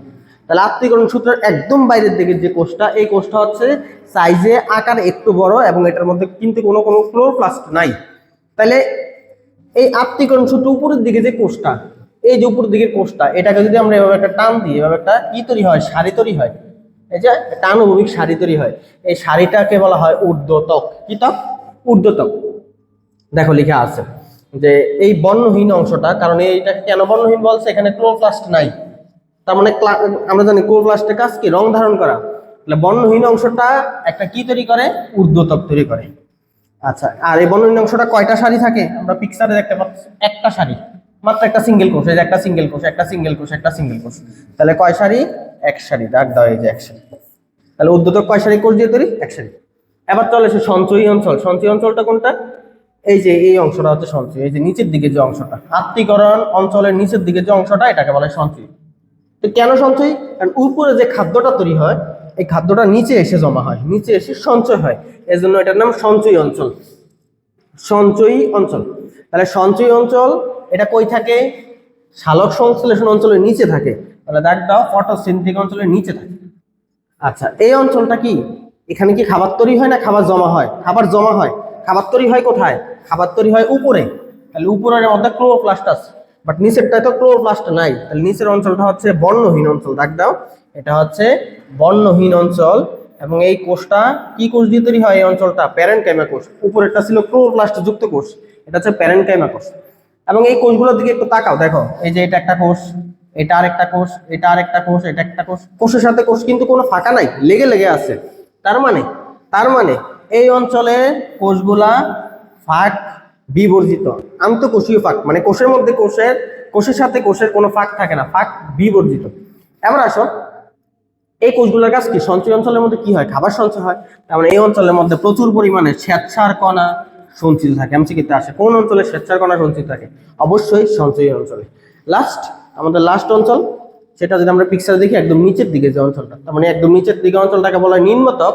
আর এই নিম্নত্বকের মধ্যে মূলত আমাদের শিকড় থাকে, মূল। আমরা জানি ব্রাইফাইটা বা রিক্সিয়ার শিকড় থাকে না, মূল থাকে না। মূলের পরিবর্তে কি থাকে? স্কেল আর রাইজয়েড। কি কি থাকবে মূলের পরিবর্তে? স্কেল আর রাইজয়েড। তাহলে দেখো, নিম্নত্বক সেও এক সারি কোষ দিয়ে তৈরি। সেই নিম্নত্বকটা কি কি দিয়ে তৈরি হয়? রাইজয়েড দিয়ে তৈরি হয় আর স্কেল দিয়ে তৈরি হয়। মনে রাখবা সবসময়, আমরা একবার বলছি, এর আগে পড়াইছি, এই ক্লাসেই পড়াইছি, রাইজয়েড এক কোষী আর স্কেল বা সলকোষ হচ্ছে বহুকোষ। রাইজয়েড আবার দুই প্রকার। পিকচারের দিকে তাকাও, এই যে এই রাইজয়েডের দিকে তাকাও, মসৃণ। বাট এই রাইজয়েডের দিকে তাকাও, মনে হয় না একটু অ্যাপ্রো থ্যাপ্রো, একটু আঁকা বাঁকা। এই যে একটু আঁকা বাঁকা কেমন জানি একটু হয়ে আছে, এই জিনিসটা হচ্ছে অমসৃণ রাইজয়েড। আর এটা হচ্ছে মসৃণ রাইজয়েড, এটা হচ্ছে মসৃণ রাইজয়েড। তাহলে রাইজয়েড দুই প্রকার, মসৃণ, অমসৃণ। এই রিটেনে এই পড়াটাই আসে। এটা ডাব্লিউ রিটেনে এই প্রশ্নটা টোটাল তিনবার আসছে, এটা রিটেনে তিনবার আসছে। তো এটা তোমাকে ভালো করে পারতে হবে, চিত্র সহকারে রাখতে হয়। এই চিত্রটা প্র্যাকটিস করবে আপনারা, প্র্যাকটিস ম্যাক্সিমাম পারফেক্ট। আপনি যত ভালোভাবে প্র্যাকটিস করবেন, পরীক্ষা হলে তত সুন্দর করে রাখতে পারবেন। নেক্সট চলে আসেন আমাদের লাস্ট পড়া। এই পেজটাই মূলত আমাদের রিক্সিয়ার অথবা ব্রাইফাইটার শেষ পড়া। ব্রাইফাইটার জনন আর রিক্সিয়ার জনন এবং রিক্সিয়ার গুরুত্ব সম্পর্কে লেখা আছে, মাত্র 2 লাইন। আর জনন সম্পর্কে কিছু কথা, এগুলো থেকে এমসিকিউ আসে। দেখো, এর জনন দুইভাবে হয়, একটা হচ্ছে অঙ্গজ জনন আর একটা হচ্ছে যৌন জনন। তার মানে এর কোনো অযৌন জনন হয় না। তাহলে অঙ্গজ জনন কি?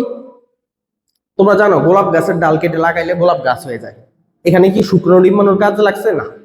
তাহলে এই যে গাছের একটা অঙ্গ তুমি মাটিতে লাগানোর কারণে গাছটা নতুন করে আবার জন্মাইলো, এটাকে বলে অঙ্গজনন। এটা কিন্তু এক প্রকার অজনজনন।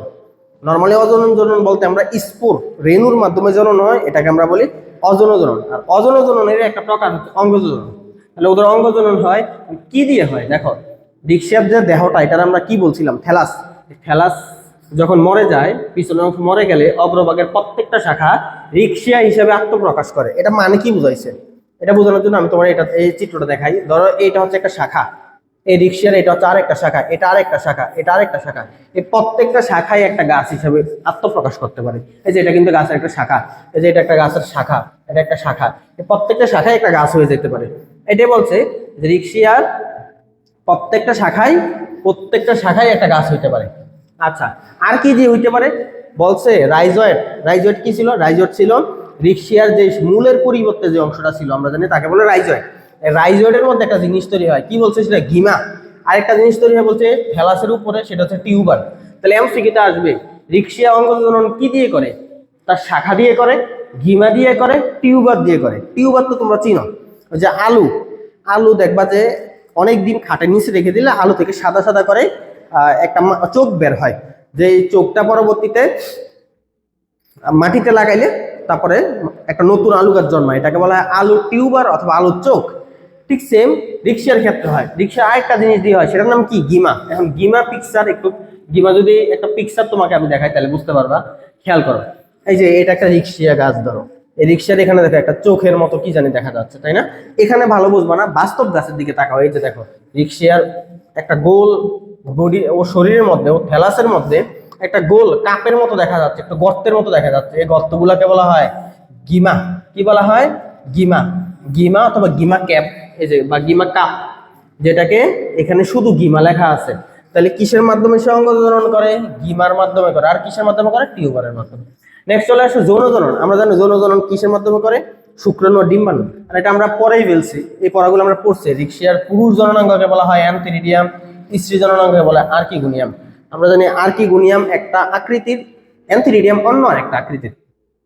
এখন অ্যান্থিরিডিয়াম পুরুষ জননাঙ্গ, এটা দেখতে কি আকৃতি? নাশপাতি। এটা আমরা পড়ছি, আমরা দাগাইছি কিন্তু এই ক্লাসে। এবং আমরা জানি ওর যে শুক্রাণু, এটা কয় প্লাজেলা? পরে আসছি আমরা, কিন্তু রিক্সিয়ার শুক্রাণু কয় প্লাজেলা? দ্বি প্লাজেলা। আমরা যখন রিক্সিয়ার বৈশিষ্ট্য পড়ছিলাম তখনই কিন্তু রিক্সিয়ার যে দ্বি প্লাজেলা, এটা আমরা পরে আসছি। আমরা রিক্সিয়া পড়ার সময় রিক্সিয়ার শুক্রাণু দুই প্লাজেলা, এটা কিন্তু আমরা পরে আসছি। এই যে রিক্সিয়ার বৈশিষ্ট্য, এখানে এসে আমরা পড়ছিলাম দুই প্লাজেলা কোথায় আছে একটু খোঁজে আমরা একটু দেখি। আর্কিগোনিয়াম অ্যান্থিরিডিয়াম লেখা আছে, শুক্রাণু দ্বি প্লাজেলা। আচ্ছা, শুক্রাণু দ্বি প্লাজেলা, তাহলে এটা হয়তো আমরা ব্রায়োফাইটার যে বৈশিষ্ট্য ছিল, সে বায়োফাইটার বৈশিষ্ট্যের মধ্যে আমরা দেখছিলাম শুক্রাণু দ্বি প্লাজেলা। এই যে শুক্রাণু দ্বি প্লাজেলা। তাহলে আমরা কিন্তু এর আগে একবার ব্রায়োফাইটা পড়ার সময় পরে ফেলছি। রিক্সিয়ার শুক্রাণু কয় প্লাজেলা? দ্বি প্লাজেলা। তাহলে এখানে এসে আবার বিস্তারিত যখন আমরা পড়তেছি তখন আবার পাইছি যে দ্বি প্লাজেলা বিশিষ্ট শুক্রাণু।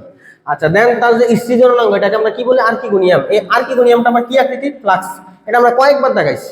তাহলে আর্কিগোনিয়াম থেকে তৈরি হবে ডিম্বাণু, আর অ্যান্থিরিডিয়াম থেকে তৈরি হবে শুক্রাণু, দ্বি প্লাজেলা শুক্রাণু। আবার এই শুক্রাণুটা কিসের সাহায্যে? আমরা জানি পানির সাহায্যে, এই যে জলের সাহায্যে। পানির সাহায্যে পরবর্তীতে কার কাছে যায়? ডিম্বাণুকে যায়, ডিম্বাণুকে গিয়ে নিষিক্ত করে দেয়। ঠিক আছে, নিষিক্ত হওয়ার পরে কি তৈরি হয়? জাইগোট। এই জাইগোটটা বারবার বিভাজন করে, বিভাজন করার মাধ্যমে একটা গাছ তৈরি করে। সেই গাছের নাম কি? আমরা জানি স্পোরোফাইট। দেন স্পোরোফাইট থেকে আবার কি তৈরি হয়? স্পোর। স্পোর যখন মাটিতে পড়ে তখন আবার একটা গাছ তৈরি হয়, সেই গাছের নাম হচ্ছে গেমেটোফাইট গাছ, অথবা সেই গাছটাকে বলি আমরা রিক্সিয়া থ্যালাস। থ্যালাস কোথা থেকে তৈরি হয়? স্পোর থেকে। আমরা কিন্তু এগুলো সব পড়ে ফেলছি, এগুলো আমরা দেখাইছিলাম। এই যে আমরা যখন ডেকি শাক দিয়ে যখন পড়াইছিলাম এই ক্লাসের প্রথম দিকে, তখন আমরা এটা বুঝিয়ে দিছি যে প্রথমে হচ্ছে একটা গাছ, এই গাছ থেকে স্পোর তৈরি হয়। স্পোরটা মাটিতে বলে আরেকটা গাছ তৈরি হয়, সেই গাছটার নাম গেমেটোফাইট। গেমেটোফাইট থেকে কি তৈরি হয়? গেমিট কি করে? নিষেক করার পরে জাইগোট তৈরি হয়। জাইগোটটা মাইটোসিস বিভাজন করলে একটা গাছ তৈরি হয়, এটা নাম আবার স্পোরোফাইট। স্পোরোফাইট থেকে আবার স্পোর তৈরি হয়, স্পোর থেকে আবার গেমেটোফাইট তৈরি হয়। এবার চক্রাকারে চলতে থাকে। এগুলো আমরা পরে বলছি, এগুলো রিটেনে কিছুই আসবে না, জাস্ট এমসিকিউর জন্য আমাকে জানতে হবে। নেক্সট লাস্ট পড়া, সেটা হচ্ছে রিক্সিয়ার গুরুত্ব। দেখো রিক্সিয়ার কি কি গুরুত্ব আছে, এমসিকিউতে আসবে। রিক্সিয়া মাটির মধ্যে জৈব পদার্থ সংযোজন করতে পারে। তার মানে যেই মাটির মধ্যে রিক্সিয়া আছে সেই মাটির মধ্যে জৈব পদার্থ বেশি আছে। এটা একটা পয়েন্ট। দেন রিক্সিয়া পরিবেশ দূষণের সূচক, খুবই গুরুত্বপূর্ণ এমসিকিউ, এটাই মূলত পরীক্ষা আসে। নিচের কোনটি পরিবেশ দূষণের সূচক হিসেবে কাজ করে? পরিবেশ দূষণের সূচক মানে বোঝায় যে এলাকার মধ্যে রিক্সিয়া কম পাওয়া যাবে সেই এলাকাটা দূষিত। দেখো এখানে লেখা আছে না, এখানে লেখা নাই। পরিবেশ দূষণের সূচক মানে এটা বোঝায় যে এলাকার মধ্যে রিক্সিয়া কম পাওয়া যায় ওইটা দূষিত, আর যে এলাকার মধ্যে রিক্সা বেশি পাওয়া যায় সেই এলাকাটা দূষিত না। সহজ এক্সাম্পল, ঢাকা শহরে তুমি রিক্সা কম পাবা কারণ ঢাকা শহর দূষিত এলাকা, বাট গ্রামাঞ্চল এইসব এলাকায় রিক্সিয়া ডেকিসা এগুলো বেশি পাওয়া যায়, তার মানে এগুলো কম দূষিত এলাকা। তাহলে পরিবেশ দূষণের সূচক হিসেবে কাজ করে রিক্সিয়া। ডেকিসাগও কিন্তু পরিবেশ দূষণের সূচক হিসেবে কাজ করে, আমরা ডেকিসাক পড়ার সময় এটা চেক করবো। আচ্ছা, আর কি হিসেবে কাজ করে? সে বিবর্তনের ধারা হিসেবে কাজ করে, বিবর্তন সম্পর্কে সে ধারণা দিতে পারে। তাহলে 3টা পয়েন্ট মনে রাখবা, জৈব পদার্থ সংশোধন করে, পরিবেশ দূষণের সূচক হিসেবে কাজ করে, বিবর্তনের ধারা হিসেবে কাজ করে। এই ছিল মূলত আমাদের রিক্সিয়া সম্পর্কে পড়া, মূলত ব্রায়োফাইটা সম্পর্কে পড়া। পরবর্তী পার্টের মধ্যে আমরা যে টেরিডোফাইটা পরিচিত এবং বৈশিষ্ট্য সম্পর্কে, মূল কথা টেরিডোফাইটা পার্টটা আমরা সম্পূর্ণ করব। তো এতক্ষণ পর্যন্ত তোমাদের সাথে ছিলাম আমি জনি আলম। তোমাদের যদি এই 1 ঘন্টা বা 1 ঘন্টা 10 মিনিটের ক্লাসের মধ্যে কোনো একটা টপিকে বা কোনো একটা জিনিসে বিন্দুমাত্র বুঝতে অসুবিধা হয়, জাস্ট ঝটপট কমেন্ট করে ফেলো, সাথে সাথে আমি রিপ্লাই দিব, চেষ্টা করব। যদি কমেন্ট করে তোমাকে আমি অ্যান্সার না বুঝাইতে পারি, আমি মোবাইল নাম্বার দিয়ে দেবো, হোয়াটসঅ্যাপ হইলেও আমি তোমাকে বুঝাই দেবো, কোনো চিন্তার কারণ নাই। সম্পূর্ণ ক্লাসটা বই থেকে দাগায় ফেলো, দাগাইয়া সুন্দর করে অ্যাডমিশন এবং এসএসসির জন্য একটা মানে এমন প্রিপারেশন নাও যাতে একবারেই 2টার জন্য কভার হয়ে যায়। ধন্যবাদ। সেকেন্ড ক্লাসে তোমাকে আবার আমন্ত্রণ জানিয়ে আজকের ক্লাস এখানে শেষ করলাম।